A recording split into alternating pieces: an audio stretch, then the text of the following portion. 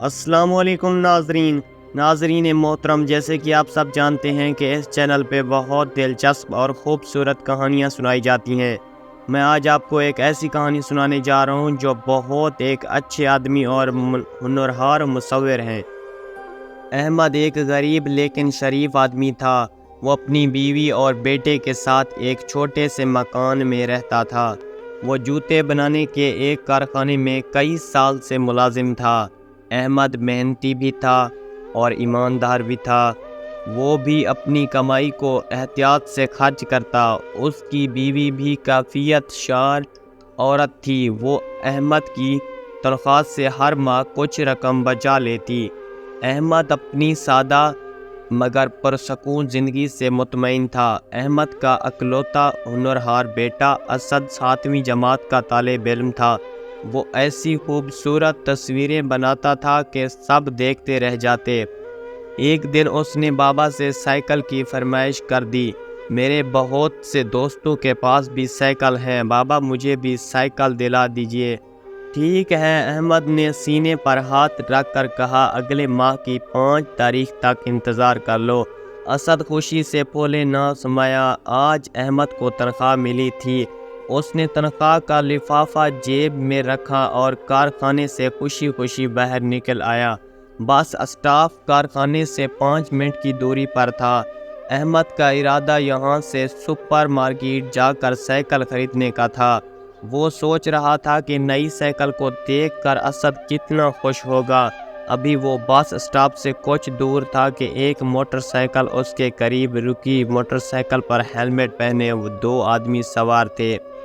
ان میں سے ایک آدمی نے احمد کو پستول دکھا کر اس کی جیبیں خالی کروا لیں۔ احمد کے پاؤں تلے زمین نکل گئی۔ تنخواہ کے ساتھ ساتھ اوور ٹائم کی رقم بھی ہاتھ سے نکل گئی تھی۔ احمد جب گھر میں داخل ہوا تو اسد کو اپنا منتظر پاپا اس کے چہرے پر رونق سی آ گئی۔ بابا میری سائیکل؟ اسد نے شکایتی انداز میں پوچھا۔ احمد اپنے چہرے پر مصنوعی مسکراہٹ پیدا کر کے بولا، ارے آج سیٹھ صاحب ہی نہیں آئے، اس لیے آج تنخواہ ہی نہیں مل سکی۔ اسد کے سونے کے بعد احمد نے بیوی کو آج رونما ہونے والے حادثے کی رواداد سنائی۔ بیوی نے بڑے صبر کا مظاہرہ کیا، نہ خود پریشان ہوئی نہ احمد کو مزید پریشان ہونے دیا۔ وہ بولی، آپ بالکل پریشان نہ ہو، میں نے کچھ بچت کر رکھی ہے، گھر کا خرچہ تو چل جائے گا لیکن سائیکل کے لیے پیسے نہیں بچیں گے۔ دوسرے دن احمد گھر میں داخل ہوا تو دیکھا کہ اسد صحن میں بچھے تخت پر بیٹھا ڈرائنگ بنانے میں مصروف ہے۔ اسد نے بابا کو گھر میں داخل ہوتے دیکھا تو اٹھ کر بڑے ادب سے السلام علیکم کہا۔ احمد کو اس بات پر بھی حیرت تھی کہ آج اسد نے سائیکل کے بارے میں نہیں پوچھا۔ ماں بھی حیران تھی۔ اسد نے کہا، بابا ہمارے اسکول میں مصوری کا ایک انعامی مقابلہ منعقد ہو رہا ہے۔ اول انعام 10,000، دوم 5,000 اور تیسرا انعام 2,500 روپے کا ہے۔ میں خوب مشق کرنا چاہتا ہوں، ہو سکتا ہے میری بنائی ہوئی تصویر کو اول انعام مل جائے۔ احمد نے بیٹے کی حوصلہ افزائی کی، کیوں نہیں، تم نے محنت کی تو ضرور کامیاب ہو گے۔ اسد نے مزید کہا، آپ ابھی سائیکل نہیں خرید دیے گا، پہلے میں اس مقابلے سے فارغ ہو جاؤں پھر آپ مجھے سائیکل دلا دیجیے گا۔ احمد سوچنے لگا کہ چلو اچھا ہے، سائیکل خریدنے کے لیے مزید وقت مل گیا۔ ایک ہفتہ گزر گیا اور آج اسکول میں مصوری کے مقابلے کا دن تھا۔ اسکول کے میدان میں مقابلے کا اہتمام کیا گیا تھا۔ اسد کو پورا یقین تھا کہ وہ ضرور جیتے گا۔ اسد نے اپنی تصویر پر افق پر جہاں سمندر اور آسمان ملتے ہیں ایک ڈوبتے سورج کی منظر کشی کی تھی، جس میں بحری جہاز اور پرندے بھی شامل تھے۔ اسد نے بڑی مہارت سے رنگوں کا استعمال کیا جس سے اس کی تصویر کافی پرکشش ہو گئی۔ اسد نے مقررہ وقت سے پہلے ہی اپنی تصویر مکمل کر لی۔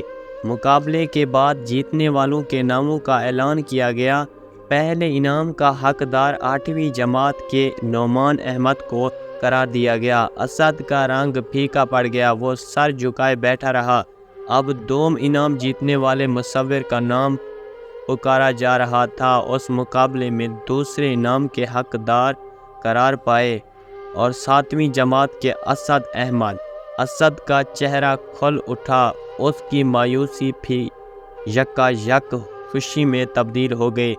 احمد کو ایک خوبصورت یادگاری شیلڈ اور 5,000 روپے بطور انعامی رقم دی گئی۔ اسد نے بڑی بے صبری سے شام تک بابا کے آنے کا انتظار کیا، امی کو بھی نہیں بتایا۔ بابا کے آنے کے بعد اس نے کہا، بابا اور امی آپ دونوں میرے پاس آئیں، آپ دونوں اپنی آنکھیں بند کر لیں۔ امی اور بابا نے آنکھیں بند کر لیں۔ اسد نے اپنی پتلون کی جیب سے ایک لفافہ نکالا اور دونوں کے درمیان رکھتے ہوئے بولا، اب آپ لوگ آنکھیں کھول سکتے ہیں۔ یہ کیا ہے؟ دونوں نے حیرت سے پوچھا۔ کھول کر دیکھیں، اسد نے جواب دیا۔ احمد نے لفافہ کھولا تو اس میں 1,000 روپے والے 5 نوٹ نکلے۔ اتنی رقم تمہارے پاس کہاں سے آئی؟ احمد نے حیرت سے پوچھا۔ میری بنائی ہوئی مصور کو دوسرا انعام ملا ہے، اسد نے فخر سے کہا۔ بابا کو اب پیسوں کے لیے پریشان ہونے کی ضرورت نہیں، آپ ان پیسوں کو گھر کے اخراجات کے لیے استعمال کریں۔ مجھے سائیکل لینے کی اتنی جلدی نہیں ہے، وہ آپ مجھے اگلے ماہ بھی دلا سکتے ہیں۔ لیکن تمہیں یہ کیسے معلوم ہوا کہ بابا پیسوں کے لیے پریشان ہے؟